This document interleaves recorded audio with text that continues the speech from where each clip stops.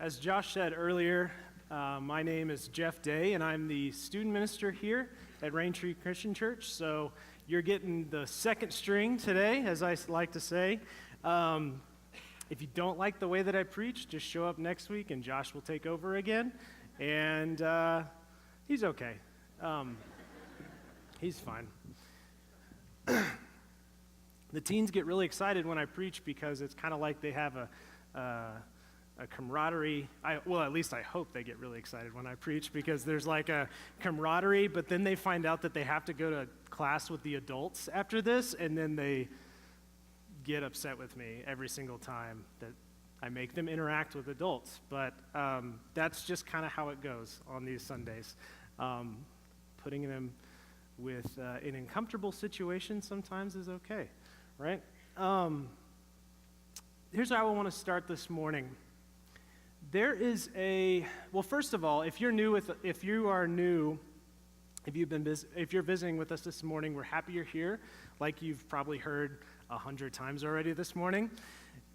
But we're happy you're here, and we are right in the middle of a sermon series called Words Matter. We're right in the middle of talking about some of these big Christian words that are used in theological discussions or when we go through Scripture together, words like sanctification, justification, incarnation, faith. And if you want to explore those topics and kind of get some clarity on those topics, there is some fantastic sermons online that Josh has preached over the last couple of weeks, and I would recommend that you go online through our website and listen to those because it certainly provides a lot of clarity because those words are big and fancy and used by weird people. So this morning we're talking about justice. And there is a question that one of the prophets asks in the book of Micah. And he asks this question, what does the Lord require of me? And this has been a question that I think is the human question, a very human question of one that encounters the divine. What does God require of me? And this prophet responds with, to do justice, to love mercy, and to walk humbly with your God. Now I know there is a lot of things going on in our world today. And because we are super connected, more connected than we've ever been in the history of humankind, we see everything that goes on. Whether it's turning on the TV for Monday Night Football, or it's getting on Facebook or Twitter and watching somebody lose their life. We see everything that goes on. Everyone has a video camera in their pocket, and we see injustice take place everywhere. We also see justice take place everywhere. And it's hard to discern and ask the question, what is my response to all of this? And so to find answers, we are all going to turn to the book of Leviticus. Yes, I'm serious. We're all turning to the book of Leviticus, Leviticus 1. I've been waiting all week to say that. I think Josh said even a couple of weeks ago, who would ever want to preach from the book of Leviticus? I will do it. I will take that bullet today. So we're going to turn to the book of Leviticus, and we're going to start in chapter 1. And some of you, I know, are already like, oh, the eyes are glazed over. You can see the little subheading above this chapter, and you already know we're going to talk about some burnt offerings, all right? So here we go. If you would, bring it up on the, there we go. All right, here we go. Leviticus chapter 1. And then the Lord summoned Moses and spoke to him from the tent of meetings. Speak to the Israelites and tell them, when any of you brings an offering to the Lord from the livestock, you may bring your offering from the herd or the flock. If his offering is a burnt offering from the herd, he is to bring an unblemished male. He will bring it to the entrance to the tent of meeting so that he may be accepted by the Lord. He is to lay his hand on the head of the burnt offering so it can be accepted on the behalf to make atonement for him. He is to slaughter the bull before the Lord. Aaron's sons, the priests, are to present the blood and splatter it on all sides of the altar that is at the entrance to the tent of meeting. Then he is to skin the burnt offerings and cut it into pieces. The sons of Aaron, the priests, will prepare a fire on the altar and arrange wood on the fire. Aaron's sons, the priests, are to arrange the pieces, the head and the fat on top of the burning wood on the altar. The offerer is to wash its entrails and legs with water. Yeah, we're reading that today. Then the priest will burn it all on the altar as a burnt offering, a fire offering of a pleasing aroma to the Lord. But if his offering for the burnt offering is from the flock, from the sheep or the goats, he is to present an unblemished male. He will slaughter it on the north side of the altar before the Lord. Aaron's sons, the priests, will splatter its blood against the altar on all sides. He will cut the animals into pieces with the head and its fat, and the priest will arrange them on top of the burning wood on the altar. But he is to wash the entrails and legs with water. The priest will then present all of it and burn it on the altar. It is a burnt offering, a fire offering of pleasing aroma to God. If his offering to the Lord is a burnt offering of birds, he is to present his offering from the turtle doves or young pigeons. Then the priest is to bring it to the altar and will twist off its head and burn it on the altar. This is where it gets really good. Its blood should be drained at the side of the altar. He will remove its digestive tract, cut off the tail feathers, and throw it on the east side of the altar at the place for ashes. He will tear open by its wings without dividing the bird. Then the priest is to burn it on the altar on top of the burning wood. It is a burnt offering, a fire offering of pleasing aroma to the Lord. If you're visiting with us this morning, you are probably saying to yourself, I will never come back. Because they're talking about weird stuff. It's pretty gnarly, right? If you want some more light reading, just continue on until you hit chapter 7. You'll have all the different types of offerings and for the different types of sins. And some are on the behalf of the individual, and some are on behalf of the community. Some are on behalf of your neighbor. And to understand why all of these rules and regulations and offerings and burnt offerings and grain offerings, yes, you can bring bread. To understand all of these rules and regulations, you have to understand the overall narrative. These were wandering nomads in the midst of rediscovering their identity. And these Israelites were wandering around in the desert when they believed that they received divine instructions for God's new dwelling place. So these ex-slaves began to write down and record all of these notes and laws that they believed would help them recreate the society that God had always had planned for them. And a society and a culture devoid of sin, a new sacred space where God, the divine, could rule and reside within the very center of their community. And so they placed God's residence, the tabernacle, right in the center of their camp. Because if they didn't understand or remember where they had come from, they would never know where God was taking them and who he believed they could become.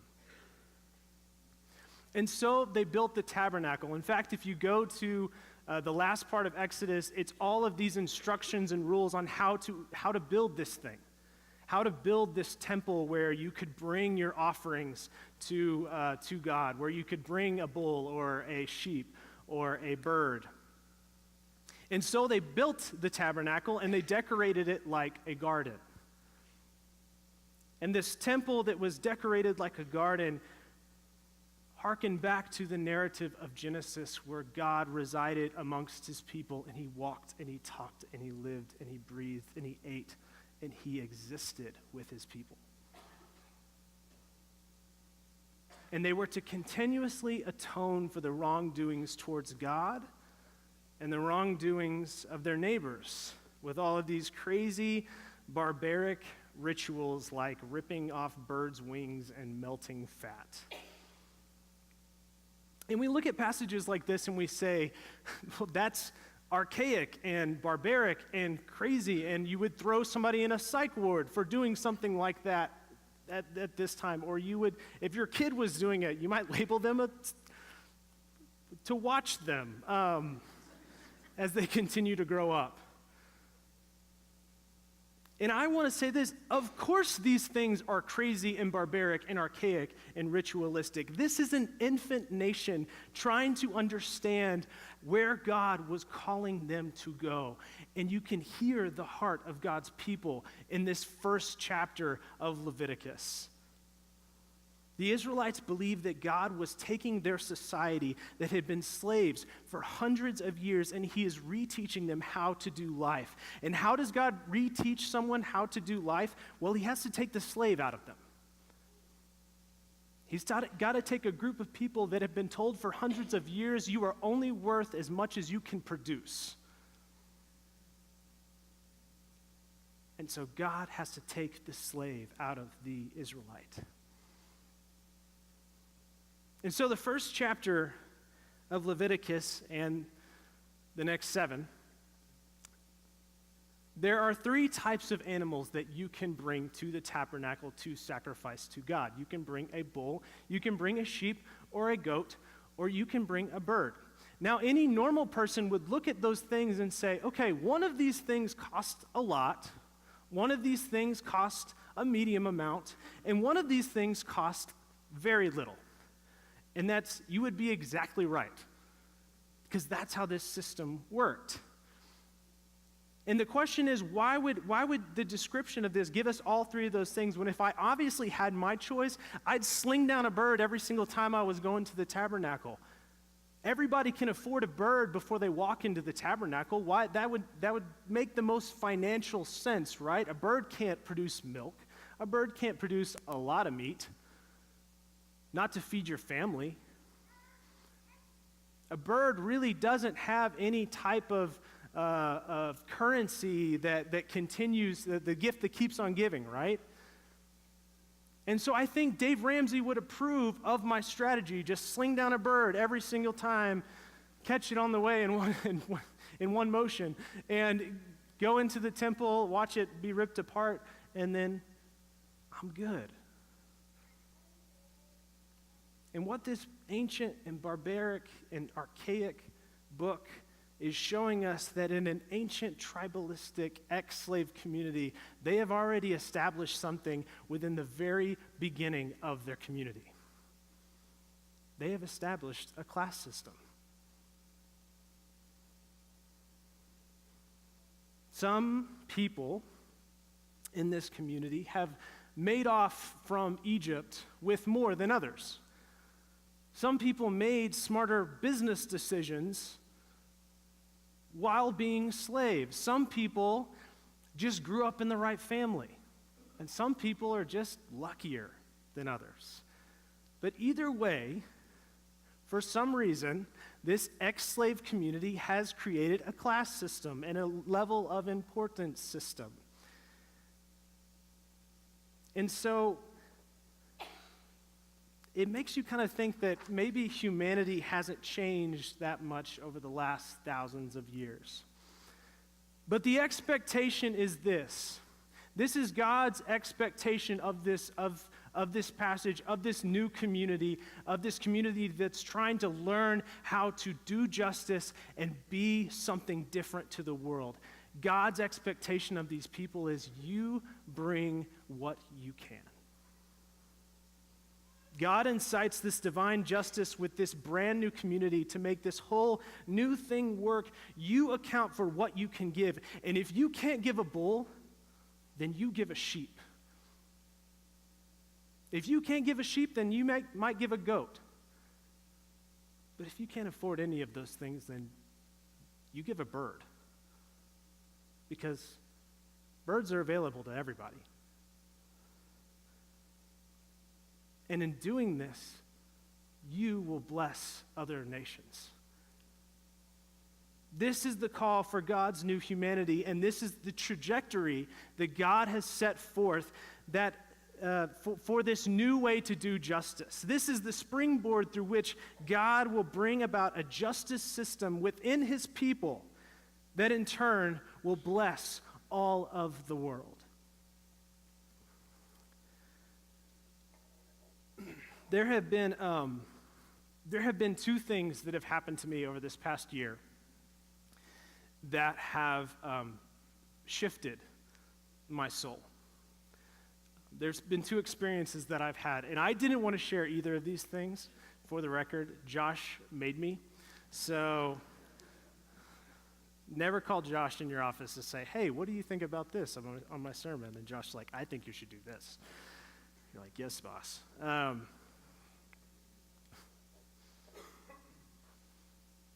The first story happened to me when I was in Israel earlier this year, and I know I've gotten on stage and been like, hey, I've been to Israel, and it was super cool. But today, I'm not telling you a super cool story.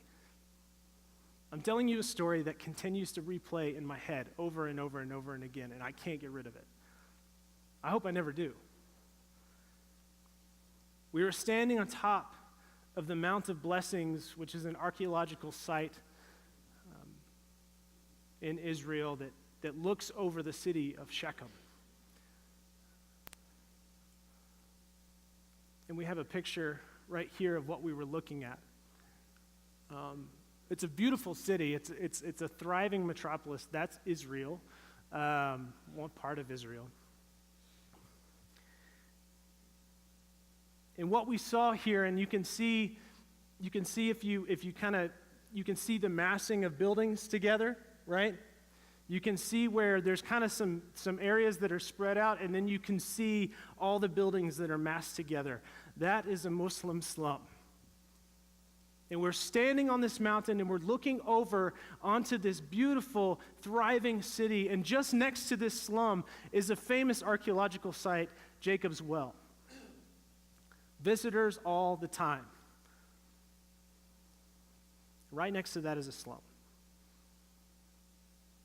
And we're looking at this slum, and we are being told how these people live, how they're denied basic human needs, most of the time, like water and food.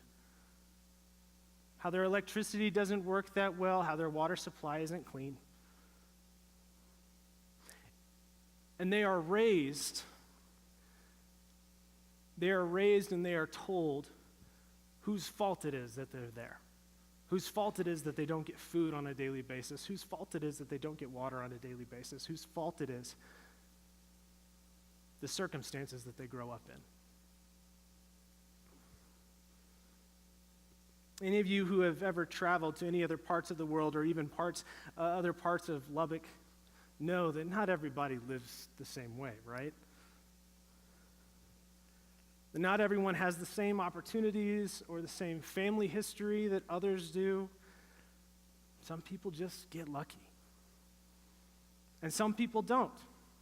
And as I was standing up on top of this mountain overlooking the city that sits in the middle of a country that has been deadlocked in conflict for over 70 years, my heart broke like it's never broken before. This is the story and the experience that I can't get out of my head, so when people have asked me, how did you like Israel, this is what comes to mind. And we sat there and we prayed, and it felt like so little. And my problem was, in the midst of this experience, my main problem is that I made the fatal mistake to empathize with these people.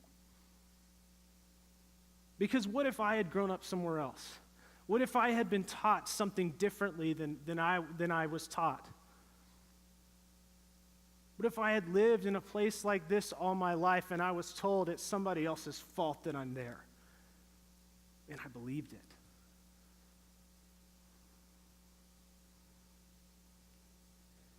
When you make the fatal decision to play the empathy, to practice the discipline of empathy, your heart and your mind play the what-if games. And you are forced into some type of conviction that you may not be ready for. Sympathy is different. I think that we have sympathy all the time. I think that we experience this feeling of sympathy pretty regularly. Sympathy is very different. Because it's a feeling, because it's a fleeting feeling, it's almost like a matter of, here's the get well soon card, or I'm so sorry for your loss or your condolences. That's what sympathy is. But empathy requires action from you that begins a new path that most of us are not ready for. And on this day, my heart broke because I knew there was so little that I could do. This was too big for me. I alone cannot fix this conflict, and what good was my empathy in this moment? What good did it do? All it did was break my heart. And what about when we see things on the news, like the border crisis? What about when we see things on the news like the Me Too movement? When we see activism like Black Lives Matter? What do we do with that? What about the great racial divide in America? What is the Christian response? And we see all of this hurt and this pain and this injustice in the world, and we say, what good is it to feel for other people? What good is it to try to put myself in someone else's shoes, because all it does is break my heart? And honestly, whether it's the politics, whether it's the border crisis, whether it's the scoffs that you sometimes get when somebody labels somebody politically correct, I have been the most disappointed in the mainstream Christian response. There are some things in this life, in this life that you've decided to follow Jesus. There are some things in that life that are optional, like your music choices, your music preferences, whether you want to shop at Mardell or Lifeway. Maybe it's Andy Stanley or Craig Rochelle. Andy Stanley, Craig Rochelle, whatever it is. Those are optional. But compassion, empathy, mercy, and justice are not optional things.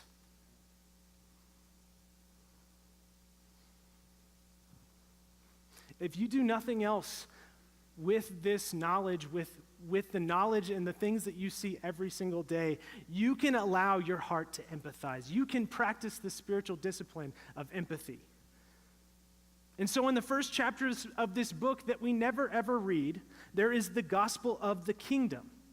There is this divine sense of justice for the haves and the have-nots. And then later on in this book, we run into some other crazy ideas like an eye for an eye and a tooth for a tooth, or the kosher laws, or which winged creature or insect that you can eat. Yes, it's in there, I promise. You can eat some and not eat others.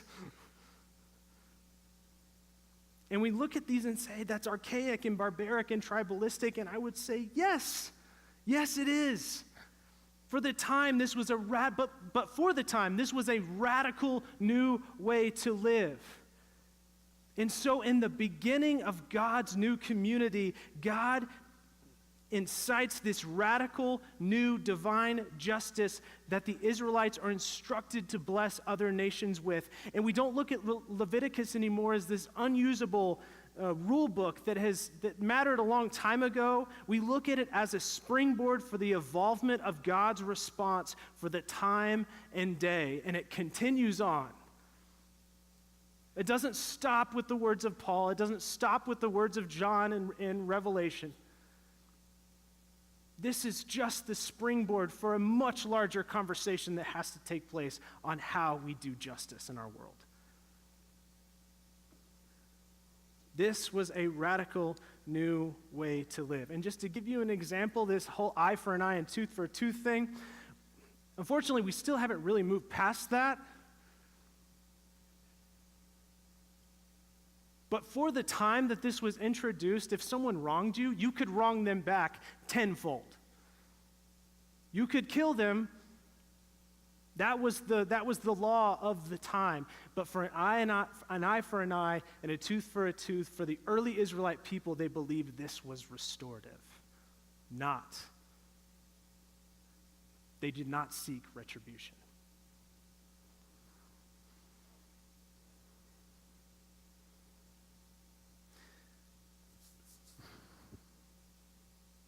And I know I've gone long today. You were hoping for a short one, but here's the thing. The oppressed, the marginalized, they don't change. There's this passage and there's this thing that Jesus says in the gospel about the poor will always be with you. Sometimes that has been used as a cop-out to not doing justice, to not helping the poor. If they're always with us, well, I can do a little. That has been a gross misinterpretation of that passage, because Jesus is expecting his followers to do justice, to love the poor wherever they go, all the time. And he says, you'll never have an opportunity not to love.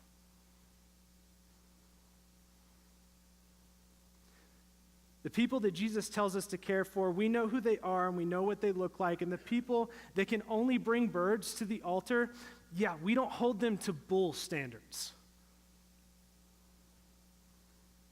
In fact, we don't hold them to standards.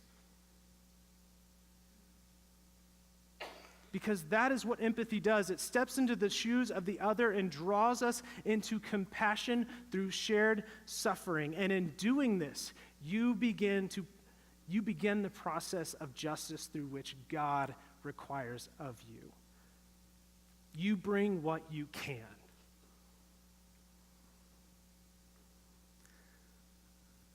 I'll end with this thought. There's another picture I want you to see. Ignore the guy on the right.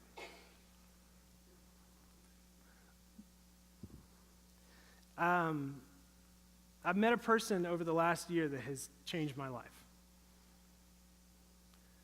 For all the good ways and all the bad ways. He's changed my life. A man named Shelby, that's Shelby. A man named Shelby walked up to Raintree Christian's door sometime last fall. He's an older fella, and he is currently living in his car. There's a good chance that he's driven past you at some point in this city.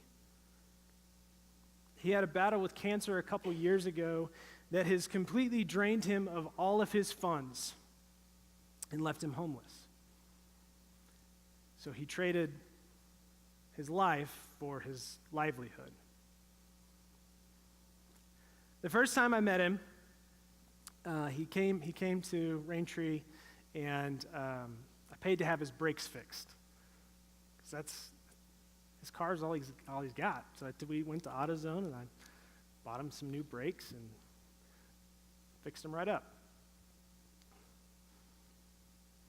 And for almost a year now, I didn't know if I'd hear back from him, but for almost a year now, he's called me from time to time. I call him week after week, and I check up on him, and I see how he's doing. And he's had a few opportunities here and there, but we've given him food, we've given him water. He needs basic things like that. He's a sweet old guy who just wants to find a place to live.